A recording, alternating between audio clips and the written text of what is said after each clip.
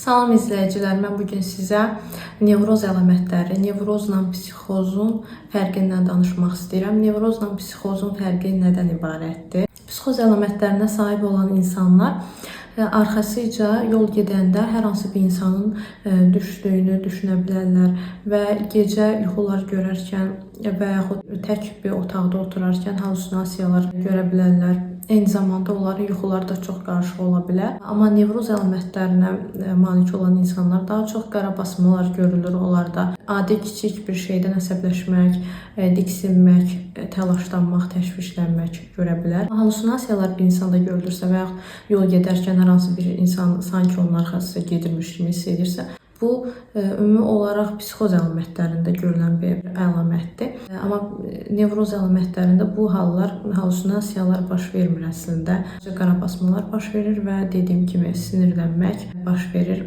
Daha çox kiçik bir şeydən əsəbləşirlər o insanlar.